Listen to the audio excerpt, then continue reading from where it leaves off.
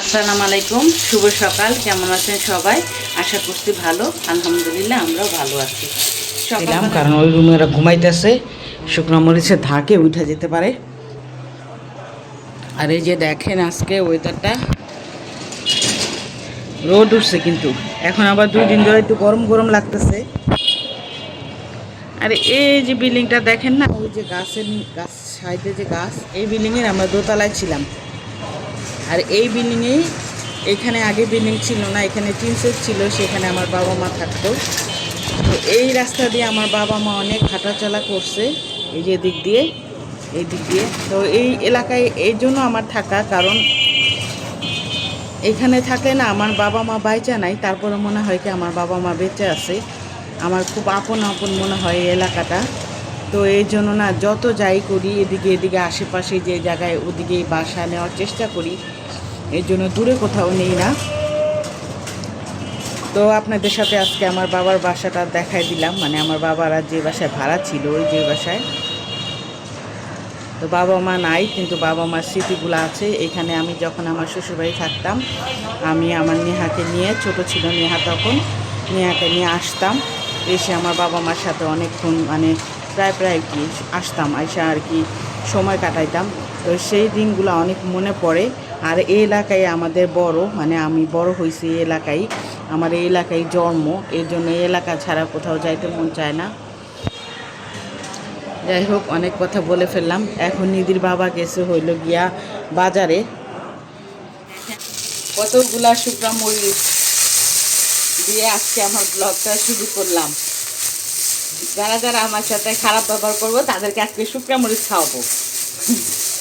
আজকে সকাল সকাল শুকনা মরিচ তেলে নিচ্ছি, কারণ ভর্তা বানাবো। মেয়েরা ঘুমাইতেছে, আল্লাহ জানে সে উঠে যায় কিনা। যাই হোক, আমি মরিচগুলা টেলে নেই, তারপরে আপনাদের সাথে কথা বলি, কারণ মরিচের অনেক দাগ, মরিচের অনেক ধাক। যাই হোক, মরিচগুলা বাবাকে বাজারে পাঠাইলাম। শুকনা মরিচ ভাজছি না, এর জন্য মানে ধাক আসতেছে অনেক। তো নিধির বাবাকে বাজারে পাঠাইলাম, শুটকি নাই ঘরে, শুটকি আনতে পাঠাইলাম। ভাবলাম যে আজকে শুটকি ভর্তা করি, সব রকম ভর্তার আইটেম করি। এখন নেহা তো খাবে, নিধি তো ভর্তা পছন্দ করে না, নিধি না আলু ভর্তাটা বেশি পছন্দ করে, এছাড়া আর কোনো ভর্তা ও বেশি একটা খায় না। তো যাই হোক, দেখি নিধির জন্য আবার কী করি। তো চলেন আমার সাথে, আশা করছি আমার এই ব্লগটা আপনাদের ভালো লাগবে। ভর্তা বানালে কি করি, সব শুটকিগুলো আগে ধুয়ে পরিষ্কার করে নেই, তারপরে মরিচগুলো আগে টেলে নেই, তারপরে এখানে রসুন আর পেঁয়াজ ভালো করে তেলে ভেজে নিই একসাথে, সব ভেজে তারপরে একটু একটু করে নিব আর বাটবো। আর এখানে আবার শুটকিগুলাও ভাজবো। তো অনেক দূর ধরে ভাবতেছিলাম যে একটু ভর্তা বানাই, ভর্তা বানাইতে কিন্তু অনেক কষ্ট লাগে। তারপরেও মনে হচ্ছিল যে একটু ভর্তা খাই, হাজার কষ্ট হইলে কিন্তু খাইলে না সব ভুলা যাই। তো এইখানে এই যে ভর্তা বানাইতেছিলাম, এখানে কাঁঠাল বিচি দিয়ে, তারপরে ফেয়াও শুটকি আছে না, সেটা দিয়ে একসাথে মিশায়া আর বেলাতি ধনিয়া পাতা দিয়ে মিশায় বানাইছি, এত মজা হয়েছে ভর্তাগুলা। তো এই যে এটা হইলো শুটকি ভর্তা, একটা হইলো ফেয়াও শুটকি ভর্তা, একটা হলো চাপা শুটকি ভর্তা, একটা হলো কাঁঠাল বিচির ভর্তা, আর একটা হলো চিংড়ি মাছের ভর্তা। অনেক ভর্তা বানাইছি। তো এগুলা 2-3 দিন রেখে আর কি খাবো। মেয়ে অনেক পছন্দ করে, আমার মেয়ে নিহা ভর্তা অনেক পছন্দ করে। আর এই যে গতকালকে ভিডিওতে আপনাদের দেখাইছিলাম না, আদা রসুন শেষ হয়ে গেছে, তো এরই মধ্যে নিধির বাবা আমাকে আবার আদা রসুন ব্লেন্ডারে ব্লেন্ড করে দিল।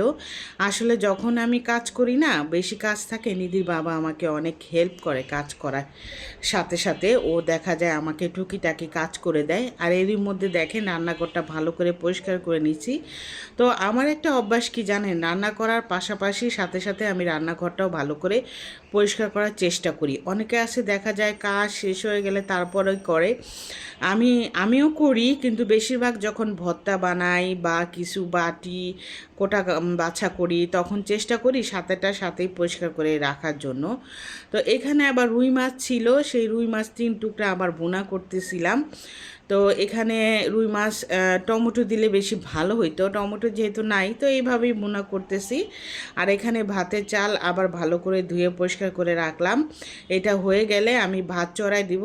আর পাশে কিন্তু বাচ্চাদের জন্য মুরগি রান্না করছি। নিধি না মুরগিটা অনেক পছন্দ করে, ওকে দেখা যায় মাছ দিয়ে ভাত দিলে ভাত খাইতে চায় না, এর জন্য একটু মুরগি রান্না করলাম।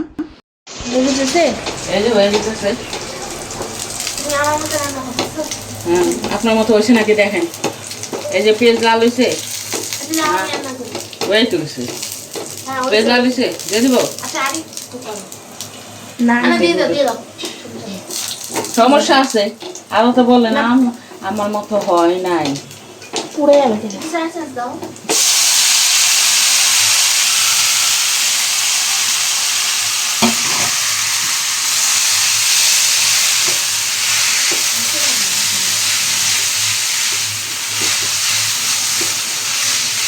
কোকোলা নুডলস আগে কত ভালো ছিল, আর এটা তো কোকোলা না। আমরা কোকোলা নুডলস খাইতাম, ইয়া এক পরা এরকম ভরে যেত। আর এখন কোকোলা নুডলস দুইটা দিলে এরকম ভরে না। দামও বাড়াইছে, টাকাও কমাইছে, পুরো জিনিসও কমাইছে। খালি উল্টা উল্টা খাবে।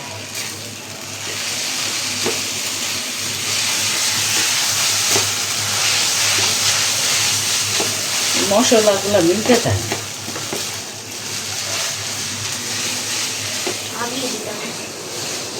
আগে দিয়ে দিলাম, তাহলে আপনি জানতেন। পরে দিলে তো আরো মতন।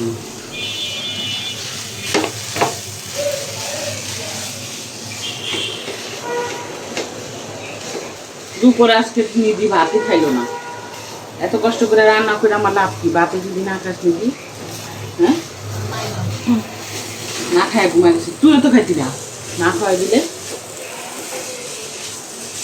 কিন্তু একদিন খাইলে তো দুদিন খাস না। এই জিনিসটা দেখছ কত সুন্দর হচ্ছে। এই যে বিকালবেলা আবার বাচ্চাদের নুডলস বানাই দিলাম। আসলে বিকালে তো বেশিরভাগ ঘরেই নাস্তা দেওয়ার চেষ্টা করি, তো এখন আবার বাচ্চারা নুডলস খাচ্ছে। তো আমি আবার ওদেরকে জিজ্ঞেস করতেছিলাম যে কেমন হয়েছে। আমার বড় মেয়ে নেহা ও নুডলস রান্না করে এইভাবে, ওদেরটা ওরাই বেশিরভাগ রান্না করে খাওয়ার চেষ্টা করে। তো আমি আবার জিজ্ঞেস করতেছিলাম যে তোমাদের মতো রান্না হয়েছে কি না। তো ওরা আবার বলতেছিল যে হ্যাঁ মজা হয়েছে আম্মু। আর এলাকায় না চোর বেশি বেড়ে গেছে, জানি না হঠাৎ করে চোর কেন এত বেড়ে গেছে। তো নিধির বাবা আবার যে চোর ধরছিল সেটাই আবার আপনাদের সাথে শেয়ার করব। আমি দেখে তো পুরাই অবাক হয়ে গেছি, কেন যে হঠাৎ করে এরকম চোর বাড়ছে। আগে কিন্তু এরকম ছিল না, হঠাৎ করে এগুলা দেখা যাচ্ছে। আর আমাকে কমিটির চাকরি যাবে 200 বাড়িওয়ালার দায়িত্ব আমাদের এই ঘরটার ভিতরে। এই তুই যাও, এদিকে ওই যাও মাঝখানে তোমাকে গেছে। এই তুই যাও, তোর সাথে কে ছিল?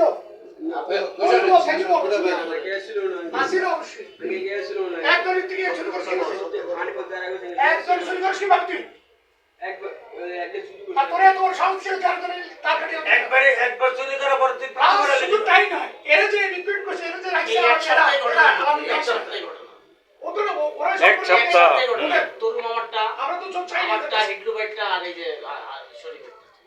কথা সোজা করে বল বেটা, সোজা বল বেটা, সামনে দেবে এখন তুই আমি একলাই ছিলাম, আমাকে না তুই একা ছিলি না বল সত্যি সোজা কোন ধারণা আছে কিনা বল ভাই না আমাকে কেউ না ভাই ধারণা আছে কিনা সাথে না কোন লোক না বলে না জোরে জোরে কে ছিল না গেল আপনি কোন ছিল না চোর ধরা পড়ছে ও বলবে কোন সাথে কোন ছাড়াঙ্গা নাই, চোর ধরা পড়ছে। আমাকে চাকরি যায় দরজা আমার এই নেতা কো ইজ্জত নাই, হ্যাঁ সমাজ ঠিক করে কর। আমি গেছিল না কেন, আমি গেছিলাম আগে একলাই ছিলি এই যন্ত্রপাতি বেলি করে যে কাটা ময়লার ভিতরে পাইছিল, একটা ভাঙার ইয়া তুলিছে এইটা পরিকল্পিত ময়লার ভিতরে পাইছে।